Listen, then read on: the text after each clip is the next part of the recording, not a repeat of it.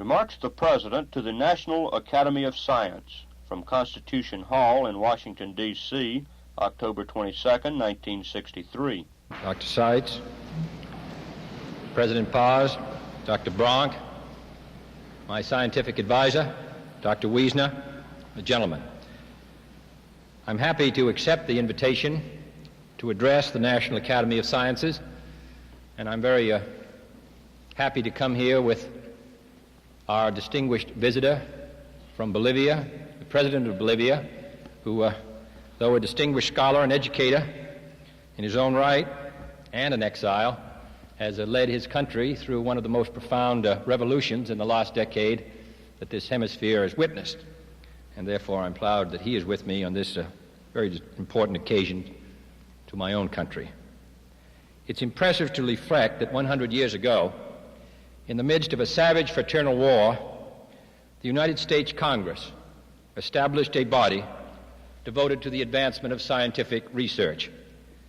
The recognition then of the value of abstract science ran against the grain of our traditional preoccupation with technology and engineering. You will remember de Tocqueville's famous chapter on why the Americans are more addicted to practical than to theoretical science. De Tocqueville concluded that the more democratic a society, the more will discoveries immediately applicable to productive industry confer gain, fame, and even power on their authors. But if I were to name a single thing which points up the difference this century has made in the American attitude toward science, it would certainly be the wholehearted understanding today of the importance of pure science. We realize now that progress in technology depends on progress in theory, that the most abstract investigations can lead to the most concrete results, and that the vitality of a scientific community springs from its passion to answer science's most fundamental questions. I therefore greet this body with particular pleasure for the range and depth of scientific achievement represented in this room constitutes the seedbed of our nation's future. The last 100 years have seen a second great change, the change in the relationship between science and public policy. To this new relationship, your own academy has made a decisive contribution. For a century, the National Academy of Sciences has exemplified the partnership between scientists who accept the responsibilities that accompany freedom and a government which encourages the increase of knowledge for the welfare of mankind. As a result, in large part, of the recommendations of this academy, the federal government enlarged its scientific activities through such agencies as the Geological Survey, the Weather Bureau, the Bureau of Standards, the Forest Service, and many others. But it took the First World War to bring science into central contract with governmental policy. And it took the Second World War to make scientific counsel an indispensable function of government. The relationship between science and public policy is bound to be complex. As the country has had reason to note in recent weeks, during the debate on the Nuclear Test Ban Treaty, scientists do not always unite themselves in their recommendations to the makers of policy. This is only partly because of scientific disagreements. It is even more because the big issues so often go beyond the possibilities of exact scientific determination. I know few significant questions of public policy which can safely be confided to computers. In the end, the hard decisions inescapably involve imponderables of intuition, prudence, and judgment. In the last 100 years, science has thus emerged from a peripheral concern of government to an active partner. The instrumentalities devised in recent times have given this partnership continuity and force. The question on all our minds today is how science can best continue its service to the nation, to the people, to the world in the years to come. I would suggest that science is already moving to enlarge its influence in three general ways: in the interdisciplinary area, in the international area, and in the intercultural area. For science is the most powerful means we have for the unification of knowledge, and a main obligation of its future must be to deal with problems which cut across boundaries, whether boundaries between the sciences, boundaries between nations, or boundaries between man's scientific and his humane concern. As science of necessity becomes more involved with itself, so also of necessity it becomes more international. I am impressed to know that of the 670 members of this Academy, 163 were born in other lands. The great scientific challenges transcend national frontiers and national prejudices. In a sense, this has always been true, for the language of science has always been universal, and perhaps scientists have been the most international of all professions in their outlook. But the contemporary revolution in transport and communication has dramatically contributed to the internationalization of science, and one consequence has been the increase in organized international cooperation. Every time you scientists make a major invention, we politicians have to invent a new institution to cope with it. And almost invariably, these days, and happily, it must be an international institution. I'm not just thinking of the fact that when you gentlemen figure out how to build a global satellite communication system, we have to figure out a global organization to manage it.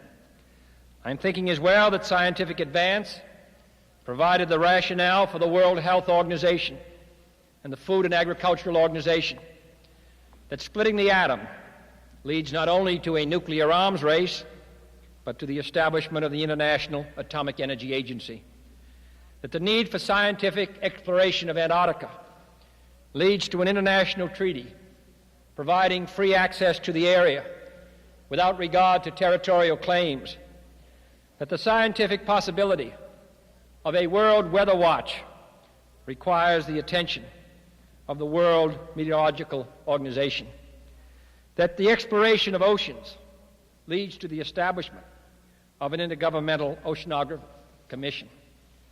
Recent scientific advances have not only made international cooperation desirable, but they have made it essential. The ocean, the atmosphere, outer space belong not to one nation or one ideology, but to all mankind.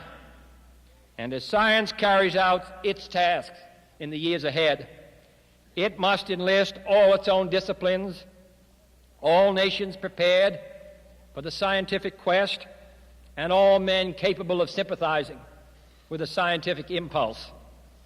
Scientists alone can establish the objectives of their research, but society, in extending support to science, must take account of its own needs.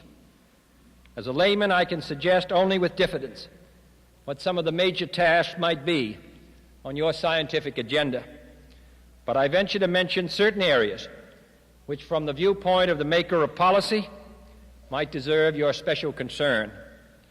First, I would suggest the question of the conservation and development of our natural resources. In a recent speech to the General Assembly of the United Nations, I proposed a worldwide program to protect land and water, forests and wildlife, to combat exhaustion and erosion, to stop the contamination of water and air by industrial as well as nuclear pollution, and to provide for the steady renewal and expansion of the natural bases of life.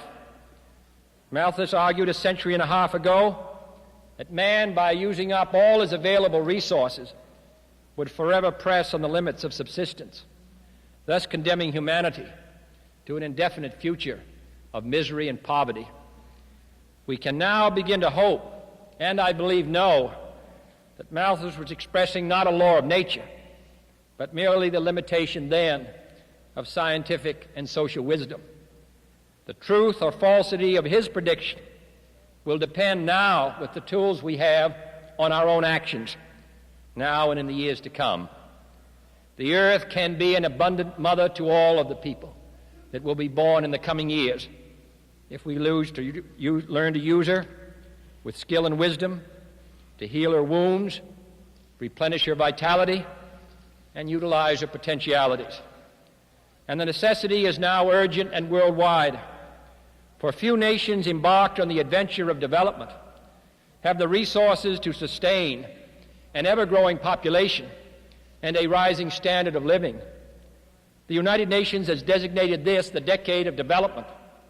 We all stand committed to make this agreeable hope a reality.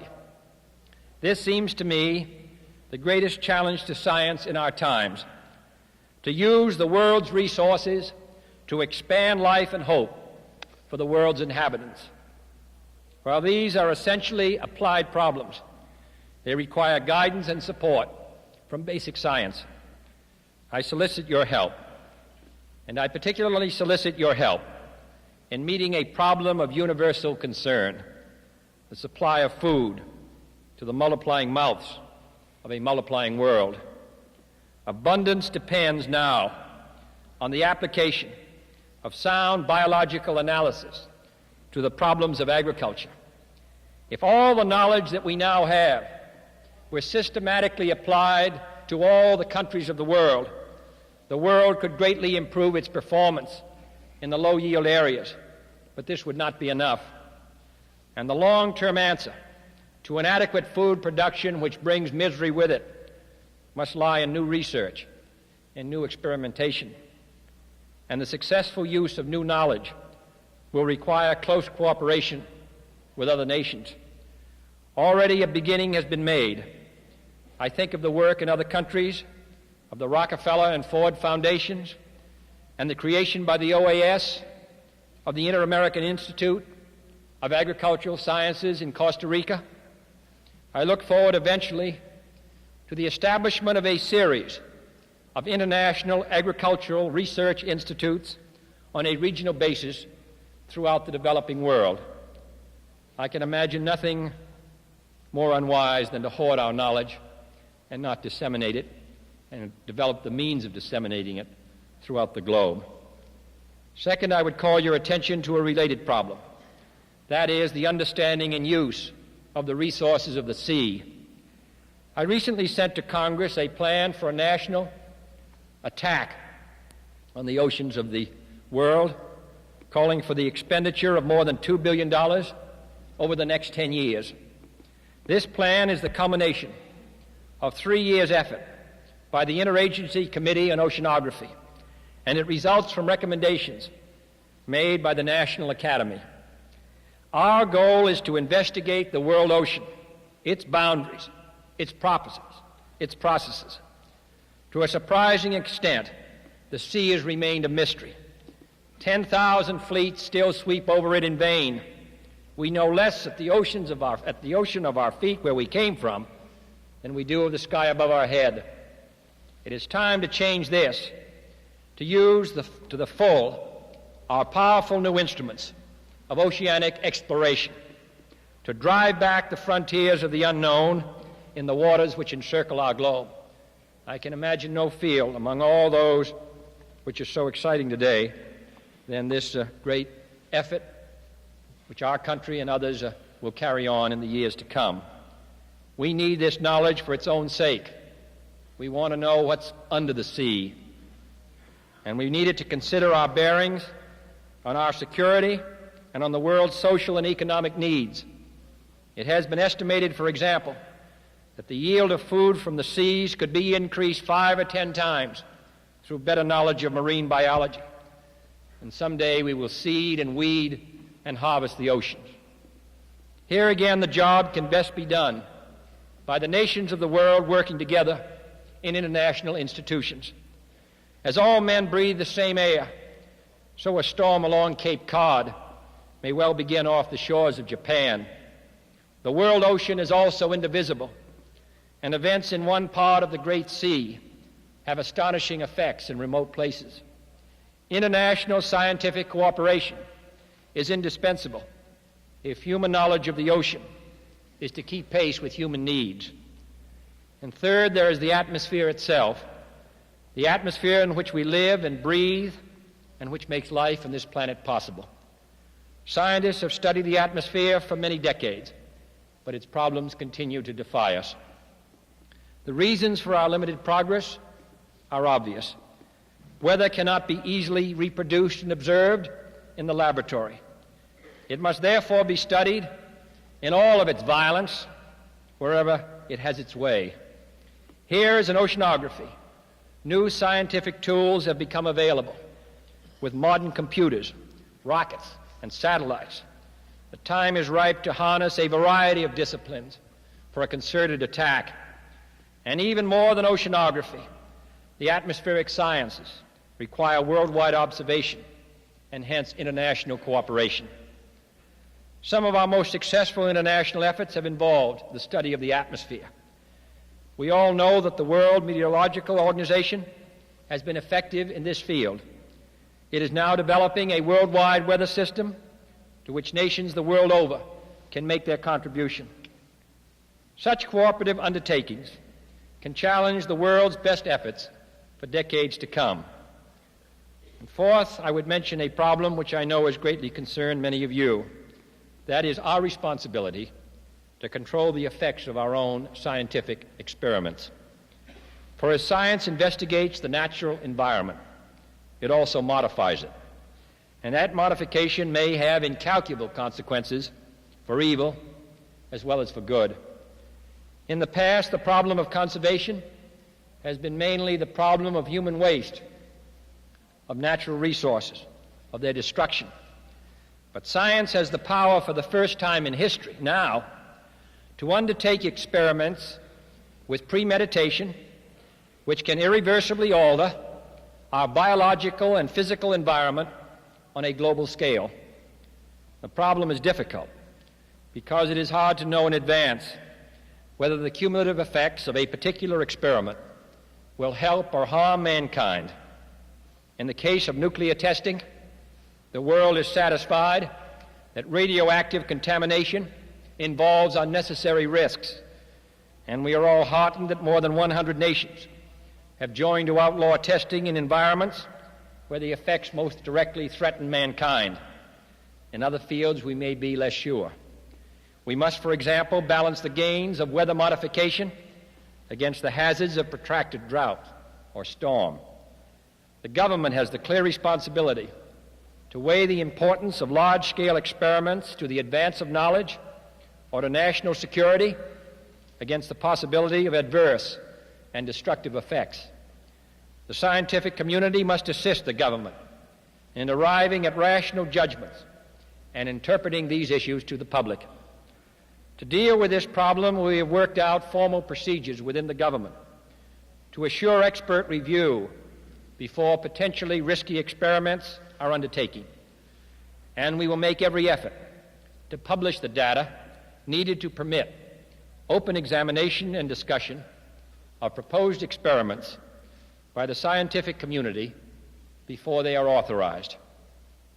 If science is to press ahead in the four fields that I have mentioned, if it is to continue to grow in effectiveness and productivity, our society must provide scientific inquiry the necessary means of sustenance. We must, in short, support it.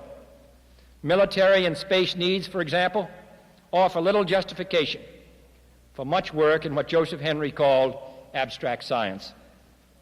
Though such fundamental inquiry is essential to the future technological vitality of industry and government alike, it is usually more difficult to comprehend than applied activity, and as a consequence, often seems harder to justify to the Congress, to the executive branch, and to the people.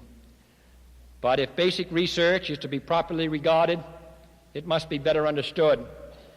I ask you to reflect on this problem and on the means by which in the years to come our society can assure continuing backing to fundamental research in the life sciences, the physical sciences, the social sciences, on natural resources, on agriculture, on protection against pollution and erosion.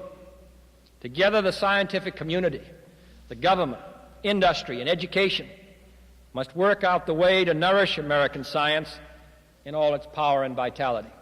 Even this year, we have already seen in the first actions of the House of Representatives some failure of support for important areas of research which must depend on the national government.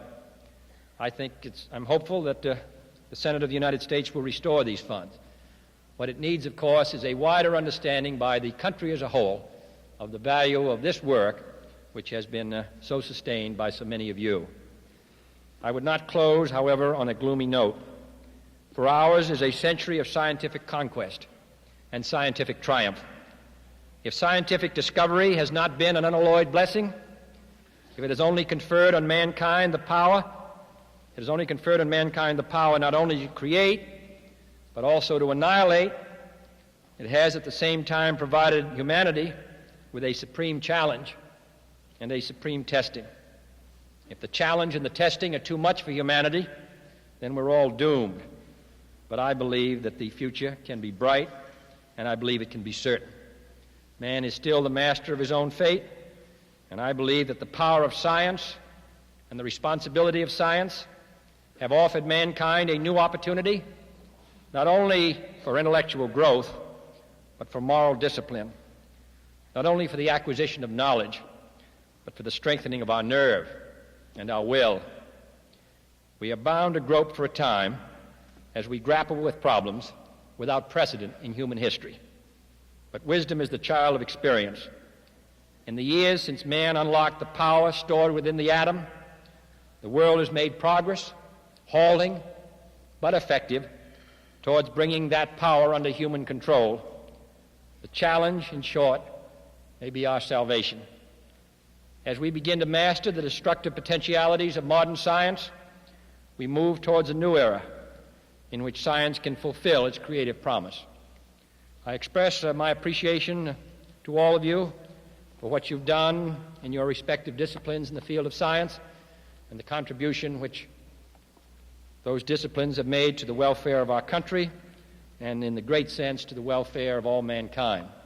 I can imagine no period in the long history of the world where it would be more exciting and rewarding than in the field today of scientific exploration. I recognize with each door that we unlock, we see perhaps 10 doors that we never dreamed existed, and therefore we have to keep working forward.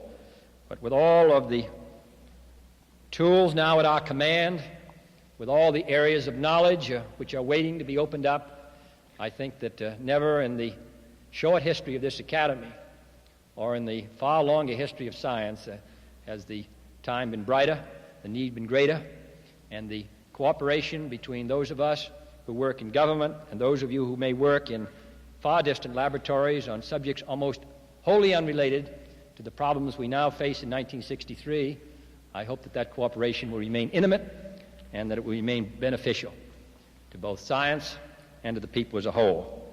Science has made all of our lives so much easier and happier in the last 30 years. I hope that the people of the United States will continue to sustain all of you in your work and make it possible for us to encourage other gifted young men and women to move into these high fields which require so much from them and which have so much to give to all of our people. So the need is very great. Even though some of your experiments may not bring fruition right away, I hope that they will be carried out immediately. It reminds us of what the great French Marshal Lyautey, once said to his gardener to plant a tree, and the gardener said, well, it won't bring a fruit for 100 years. The marshal said, in that case, plant it this afternoon. That's the way I feel about your work. Thank you.